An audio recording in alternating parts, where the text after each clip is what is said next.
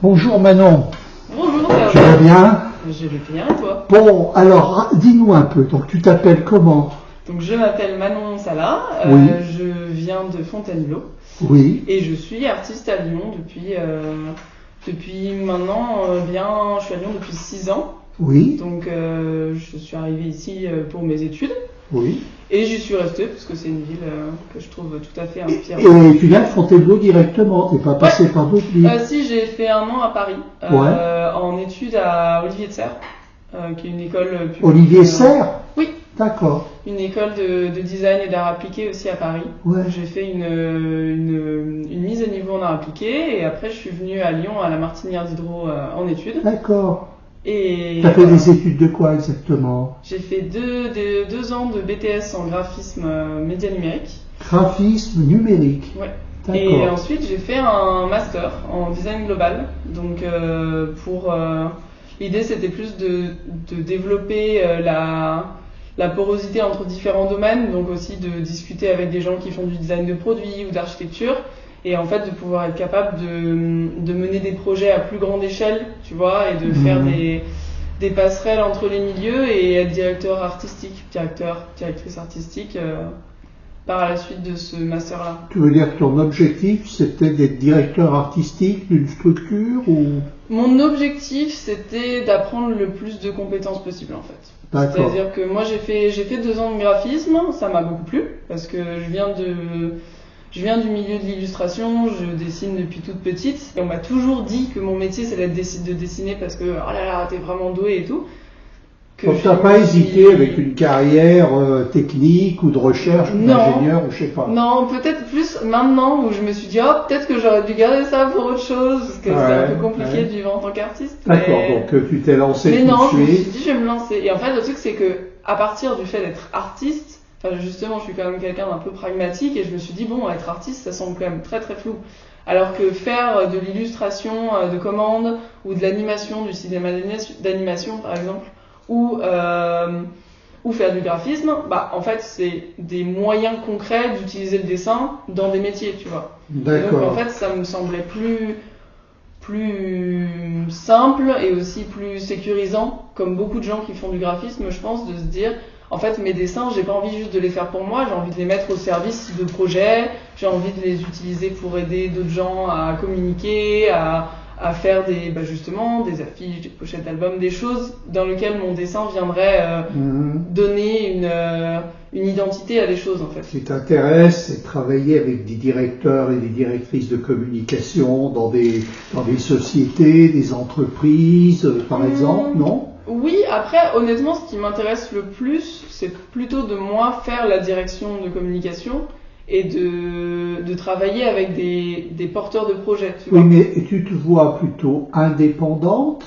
Je me vois ou indépendante. bien tu te vois être employée dans une entreprise comme directrice de communication? Non, je me vois plutôt comme indépendante. Indépendante et donc être collaboratrice, avoir des collaborations avec des structures dans différents domaines. Oui, voilà, c'est ça en fait. L'idée c'est d'avoir des collaborations avec des gens qui ont besoin de moi et qui ont un besoin en fait Est-ce qu'il y a des secteurs qui te plaisent plus que d'autres?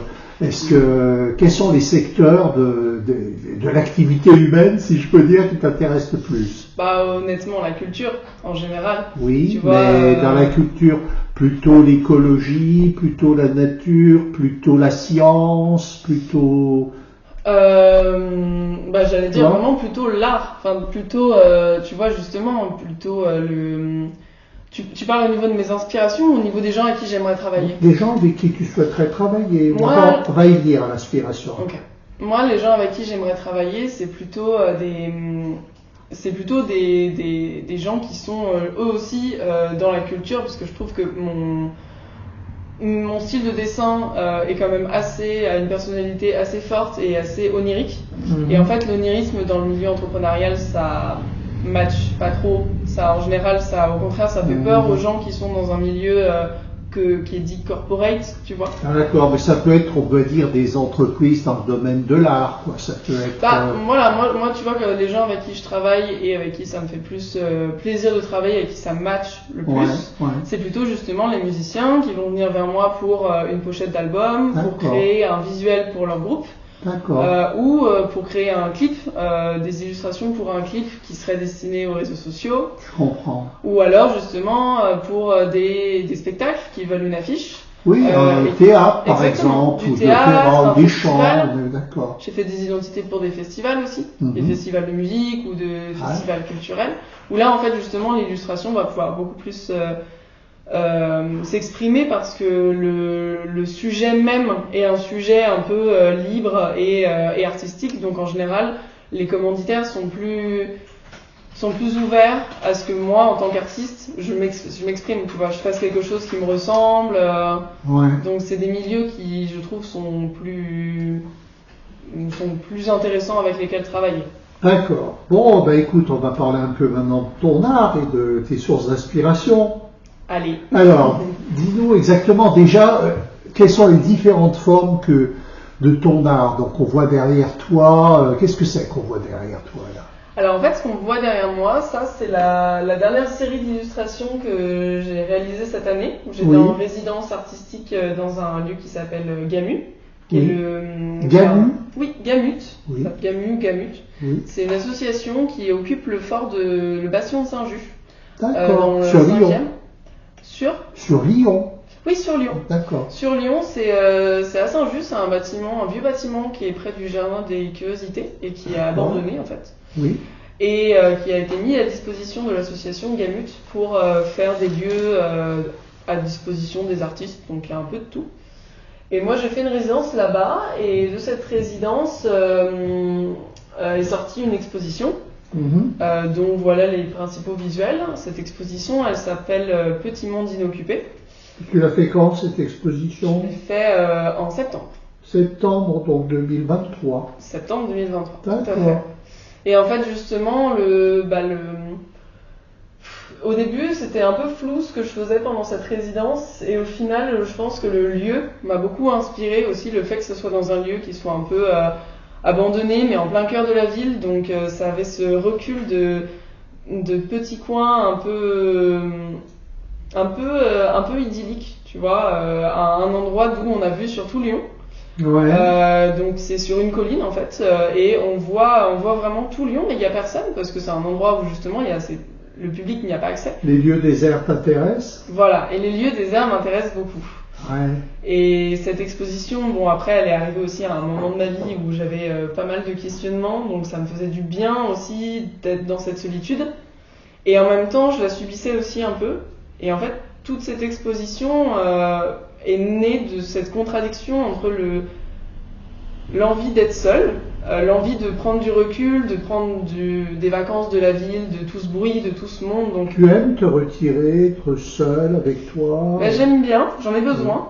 Mais en même temps, justement aussi le conflit entre le sentiment de solitude qui peut vite être subi et devenir quelque chose d'un peu lourd et d'un peu pesant, justement, comme une solitude. La différence entre solitude et isolement, quoi. Tu n'aimes pas te sentir isolé. Exactement. Est-ce que tu es quelqu'un d'extraverti, tu as besoin de beaucoup de liens humains, d'amis, ou bien au contraire, tu es quelqu'un qui aime bien être seul Je pense que je suis un peu entre les deux, mais je suis plutôt du côté extraverti. C'est-à-dire que j'aime vivre seul, par exemple. Mais par contre, j'ai souvent besoin de contact humain. C'est d'ailleurs pour ça que je suis dans cet atelier aussi. C'est qu'en fait, travailler seul toute la journée, ça me correspond pas vraiment en fait. Donc, je préfère échanger avec des gens. Je trouve que c'est plus inspirant et puis ça aide aussi humainement, je trouve. Et quelles sont tes sources d'inspiration? Est-ce que c'est plutôt est-ce que tu as besoin d'être seul pour te sentir plus créative, plus inspirée, ou bien au contraire, c'est les interactions humaines? D'où proviennent tes sources d'inspiration? Je pense que, alors pour créer, j'ai besoin d'être seule. je peux dessiner en étant avec des gens, mais pour avoir l'idée et pour avoir l'inspiration, j'ai plutôt besoin d'être seule. D'accord. Par contre, en fait, mes inspirations, elles sont très de ma génération pop culture, tu vois. C'est-à-dire, dis-moi. C'est-à-dire que je suis quelqu'un qui a regardé beaucoup de films de science-fiction, de films fantastiques, de Miyazaki. Est-ce que tu lis également des romans, des récits de science-fiction? Ouais, Qu'est-ce que tu lis comme auteur? J'ai lu beaucoup. Attends. Frank Herbert, enfin les grands classiques. Herbert aussi, et celui qui a écrit Les lois de la robotique. Mince. Tu t'intéresses beaucoup au numérique? Aux science-fiction Aux liées à science-fiction. l'intelligence artificielle, aux avatars, au métavers, ça Attends, parce que t'intéresse? tu me poses hein beaucoup de questions et du coup, Ah, il faut oui. il faut que j'arrive à j'ai pas encore répondu à tout. Vas-y. Donc oui, en fait, science-fiction, oui, parce que je trouve que c'est assez fascinant, mais en fait, je pense plus fiction en général. Je suis quelqu'un qui, tu vois, comme c'est le monde aussi, aime bien fuir dans d'autres mondes. D'accord. Et donc les jeux vidéo aussi, les films, les jeux vidéo, les livres, tout ça pour moi c'est des mondes à explorer qui me font un peu sortir du quotidien et qui me font fuir un peu aussi le monde d'aujourd'hui qui je trouve est assez angoissant et difficile à suivre. Tu souhaites être dans un ailleurs de temps en temps. Ouais. Mais pour moi c'est aussi pour ça que je crée, tu vois. Parce que j'aime créer des ailleurs que je trouve apaisants, inspirants, ou tu vois, pour tous ces gens qui comme moi, et je pense que c'est très générationnel, qui comme moi sentent pas trop leur place dans leur monde, se réfugier dans l'art, dans le jeu, dans... Tu joues beaucoup aux jeux vidéo? Je joue beaucoup aux jeux vidéo, mais pas plus que je regarde des films ou je lis des livres. En fait, j'explore des mondes, donc le jeu vidéo en fait partie, parce que je trouve que c'est un médium fascinant pour ça. Mais je te dis, les films aussi, l'art aussi, la musique aussi. J'écoute beaucoup de musique. Quel type de musique? Qu'est-ce qui te plaît le plus? Moi, ce qui me plaît, c'est le rock expérimental. Oui, qui par exemple? Plutôt type krautrock. Ouais. Tu connais? Un peu, oui. Un peu. Plutôt qui, il y en a plein. Dans les artistes lyonnais ou du coin que j'écoute beaucoup, il y a Ashinoa, oui. Meul aussi, qui sont passés au marché gare il n'y a pas longtemps. Ouais. Après, j'aime beaucoup le rock en soi. Il y a Idols et les Viagra Boys que j'écoute beaucoup. Qui sont des... La danse t'intéresse? La danse m'intéresse un peu moins. Enfin, moi j'aime danser, mais juste pour... Comme ça, d'accord. Oui, juste pour le plaisir. Ouais. Mais voilà. Et donc oui, et en fait je pense que ces mondes-là que je crée, ou ces créatures, parce que là c'est vrai qu'il y a une créature ici, mais j'avais fait une autre exposition qui était sur des petites créatures. C'est quoi cette créature que tu viens de montrer là? Ça, je ne saurais pas te dire. Moi j'ai l'impression que c'est une méduse. C'est une sorte de méduse, ouais. Mais c'est une sorte de méduse, mais ce qui est drôle c'est que cette forme-là, elle m'a été inspirée parce que je l'ai vue au plafond, c'était un truc qui était au plafond d'un bus. Et ça avait une forme comme ça avec des trous au milieu. Je trouvais la forme très intéressante. Oui, je crois bien. Alors je l'ai dessiné. Il y a des tentacules. Et après j'ai improvisé à partir de la Et forme. au-dessus il y a un petit truc, je sais pas ce que c'est. Et au-dessus moi non plus, je sais pas ce que c'est. C'est de l'art. Mystère. Non, mais moi j'aime bien justement partir d'une forme et après essayer de lui créer un contexte, tu vois. Donc là c'est un peu ce qui s'est passé. Je suis partie de cette forme-là, puis j'ai fait des formes qui évoquent des pétales. Et après ça m'a fait penser à une méduse. Donc en fait j'aime bien créer des choses, je te dis, qui ne sont pas du réel en fait. Du monde Qui imaginaire. Exactement. Qui sont de l'interprétation du réel Ouais. et qui sont un mélange entre plein de choses qu'on voit en fait. Notre cerveau il voit des fleurs, il voit des méduses, il voit des os, il voit des choses et en fait moi j'ai toute cette banque d'images dans ma tête parce que je dessine depuis tellement longtemps qu'en fait j'ai plein d'images dans ma tête, je sais dessiner plein de textures et plein de choses. Ça me fait beaucoup penser à des bandes dessinées, par exemple le dessin qui est derrière toi, je vois bien, toi, il y a des, je saurais pas dire le nom de l'auteur, mais ça fait il y a des bandes dessinées comme ça, des trucs qui se passent dans d'autres mondes, dans d'autres galaxies, Bah oui, mais je pense que c'est clairement parce que je suis le résultat de tous ces visuels-là que j'ai consommés et que j'ai... Tu souhaites fuir le monde actuel que tu trouves angoissant. Un peu. C'est quoi qui t'angoisse surtout aujourd'hui? Enfin ça, on En va dire. priorité, parce que bien sûr, on pourrait faire la liste. Mais... Oui, on pourrait faire une liste. Bah, en fait, je pense que c'est le sentiment d'être un peu bloqué dans un monde où en fait on peut pas, tu vois, moi justement quand tu me demandais si j'aime la nature, j'ai grandi dans un endroit, dans une maison avec de la nature, je rêverais d'avoir ma maison et de pouvoir faire mon jardin et de pouvoir, mais je sais que c'est compliqué parce que on est dans un monde où bah, quand on n'a pas beaucoup d'argent on n'a pas la possibilité de faire ça, et tu vois, bah pareil, au niveau de l'écologie, cette angoisse là qu'est-ce qu'on voit, tout ce qui se passe. Tu as envie de mettre ton art au service de l'écologie pour essayer d'aider les gens face aux défis qui sont les nôtres aujourd'hui? J'aimerais, mais j'aurais du mal à voir comment je pourrais aider là-dedans. Auprès d'associations. Oui, par contre, oui. Il y a des associations lyonnaises et nationales dans le domaine de l'écologie. Oui, c'est vrai.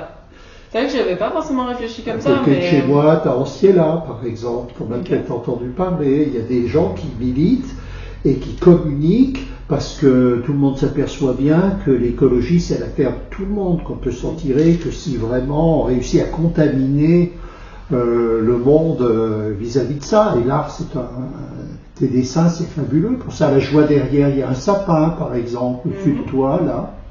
Tout à fait. Il est magnifique. Il y a beaucoup de thèmes dans la nature, même si ce sont des mondes imaginaires, oui. On retrouve quand même des montagnes, des rochers, des ciels, des... Bah, c'est vrai qu'en plus, surtout avec cette série-là, où je me suis... En fait, je pense que souvent, depuis toute petite, je dessine de la nature, parce que c'est un peu... C'est le début, c'est le commencement, on dessine toujours ce qu'on voit. Et moi, j'ai vu beaucoup de nature. J'ai grandi à côté donc, de la forêt à Fontainebleau. Ouais. Donc j'allais me balader en forêt tout le temps, presque tous les week-ends. Tu dessines des forêts de temps en temps? Je dessine beaucoup de forêts. Là, il y en a que une. Ouais. Mais j'en ai fait beaucoup d'autres. Les arbres, notamment, c'est quelque chose que j'ai énormément dessiné. Il y a quand même un peu de romantisme dans ce que tu fais. Est-ce que tu aimes un peintre comme Gaspard David Friedrich, par exemple? Oui. Avec les ruines, avec les forêts, avec... Est-ce qu'il y a un aspect spirituel? Enfin, je dis ça parce que je pense qu'il y en a un. Est-ce que le problème de l'au-delà, de la vie, de la mort, de la destinée de l'homme, c'est de l'humain? Moi je suis pas trop là-dedans. T'es pas trop là-dedans? Non, moi je suis pas... Bah, en fait, tu vois, genre... Pas d'angoisse existentielle, je veux dire. Non, pas là-dessus, tu vois. Plus... on parlait tout à l'heure de...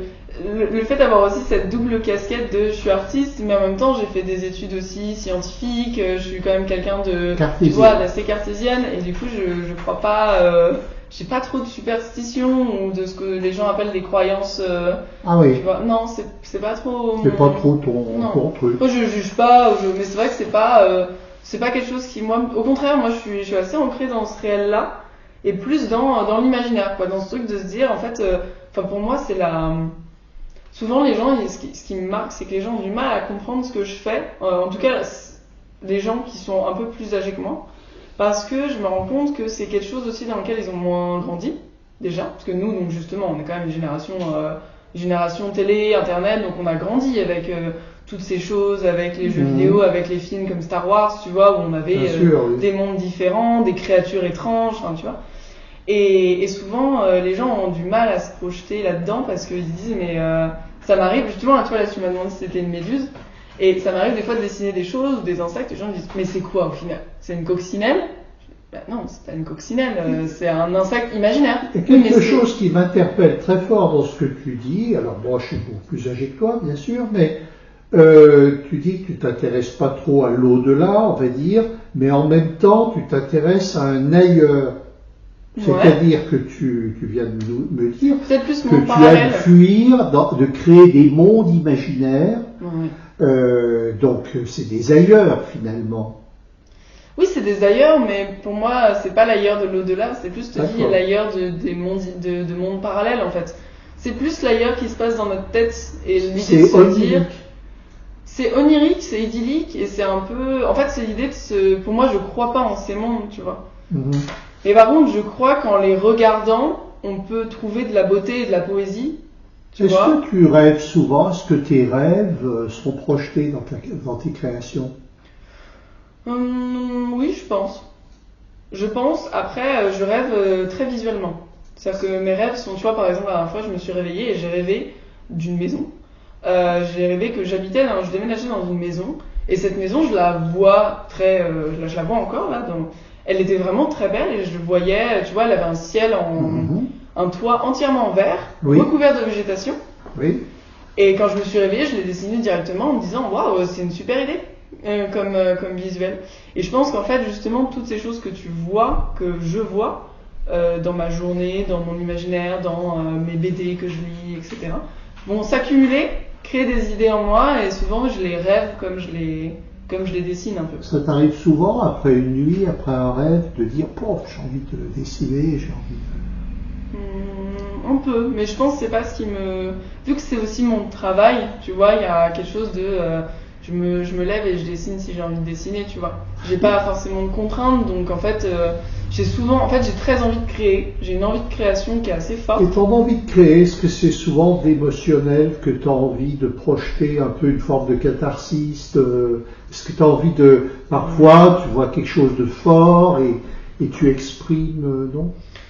Oui, je pense, mais pas directement. C'est-à-dire que c'est pas directement lié, parce que j'aurais du mal à, tu vois, j'aurais du mal à lier directement mes émotions à certaines choses. Il y a des dessins, je les fais, et je les comprends que après les avoir faits. C'est-à-dire que vraiment, il y a des fois, je me sens d'une certaine manière, mais bon, c'est des sentiments qu'on a tous, et que j'aimerais pas traduire de manière trop littérale. Parce que tu vois, j'aurais l'impression de raconter ma vie aux gens. Tu vois. T'as pas envie de le faire. J'ai pas envie de le faire. D'accord. T'es quelqu'un d'assez pudique. Bah, dans le sentiment, oui. Tu n'as pas trop envie que ton art exprime tes peines, tes rencontres, tes joies, ta vie privée, tout. Bah, ça le fera si ça doit le faire inconsciemment, et je pense que ça le fait. Tu vois. Là, en fait, le fait que ça parle autant de solitude, je l'ai vraiment compris bien après. D'accord. Ça correspondait à quelque chose de ta vie. Oui, exactement. Et c'est aussi pour ça que quand j'ai fait cette expo, j'ai fait un atelier qui était assez intéressant. C'est que j'ai demandé au public, le soir du vernissage, j'ai demandé au public de faire un atelier d'écriture où les gens qui voulaient pouvaient participer à un concours où ils écrivaient une histoire en rapport avec un des visuels. Donc c'était soit un poème, soit une histoire inventée, soit une histoire réelle, soit un peu de tout. Et c'est vraiment drôle de voir comment les gens ont ressenti la solitude plus ou moins...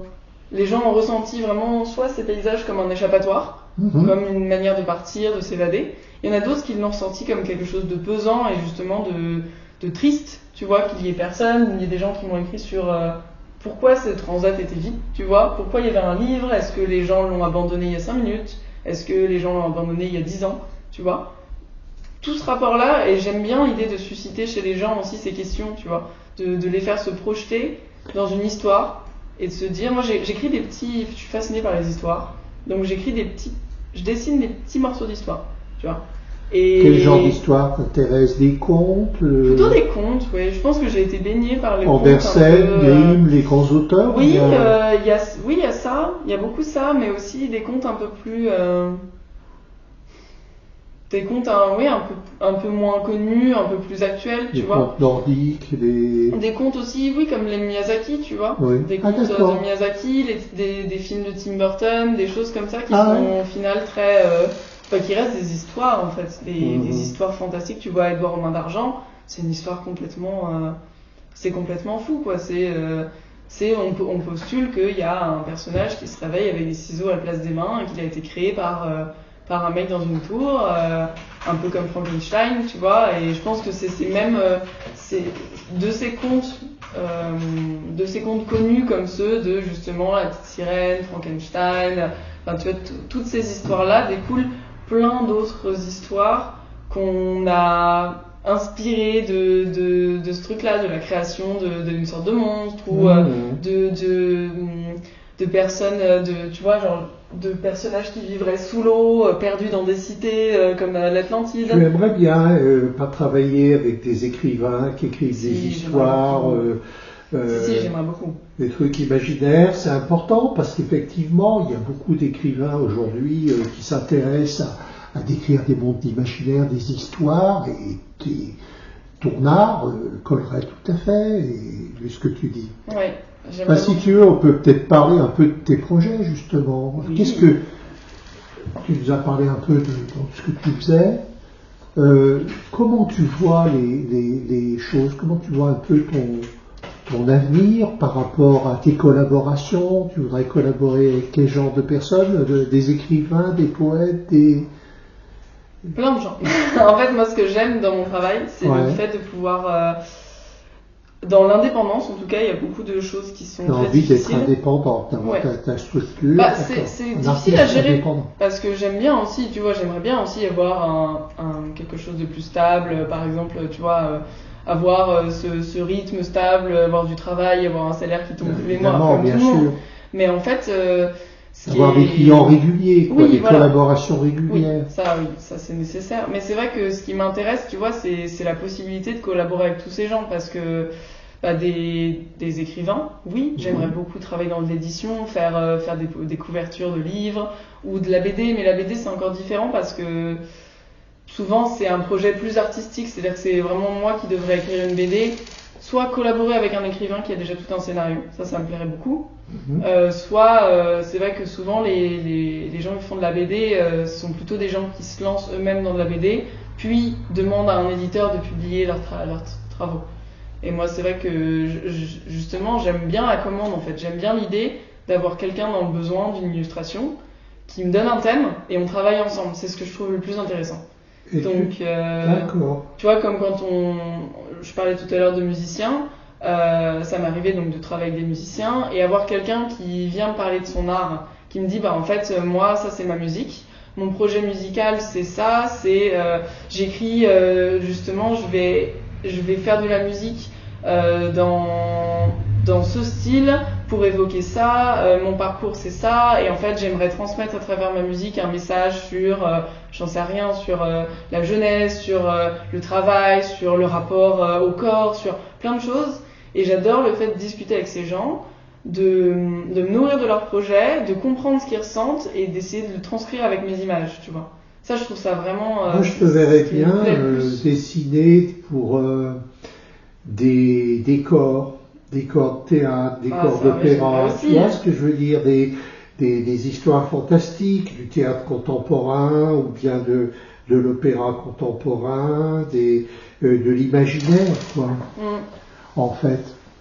Bah aussi, moi franchement, je suis ouverte à tout ça, en fait. C'est juste que je trouve que c'est tellement compliqué en tant que personne ne venant pas d'ici et n'étant pas forcément du milieu, tu vois, je commence à connaître des gens, notamment dans la musique, à force de traîner aussi dans les endroits où il y a de la musique, Périscope, tu vois, dans les bars à jam du coin, je rencontre des gens.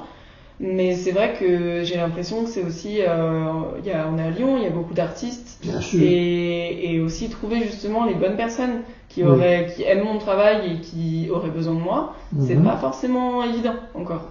Donc voilà, moi j'aimerais bien faire ça, j'aimerais bien, tu vois, faire aussi, je sais qu'il y a un énorme regain pour le jeu de société. Oui. Et le jeu de société, justement, avec mes mondes imaginaires et mes créatures bizarres, ça collerait parfaitement à ce milieu-là. Donc je sais que là, pour le début d'année, justement, j'aimerais bien... Je suis en train de monter un peu, après avoir fait tous ces travaux d'illustration, je suis en train de monter un peu des dossiers pour justement essayer de communiquer sur mon travail et aller voir des gens, justement, des gens dans la musique, des gens dans le jeu de société, des gens dans le théâtre, pourquoi pas, et des salles de spectacle pour essayer de leur proposer mes services en tant qu'illustratrice ou en tant de développer tes liens avec toute forme d'artiste. Et de me faire connaître, mais pas juste auprès du public, parce que c'est vrai que là, avec les marchés de Noël, j'ai beaucoup vendu à des particuliers. Ouais. Donc c'est super, parce que c'est aussi intéressant d'avoir un retour des gens en général. Mais plus des professionnels en fait, parce que au final les gens ils m'ont acheté beaucoup d'illustrations, donc c'était très chouette, mais c'est quelque chose qui est beaucoup plus ponctuel et c'est vrai que voilà, j'en reviens à l'idée de faire des commandes et de faire un travail c'est des liens professionnels et une vraie collaboration sur des produits, sur des spectacles, etc.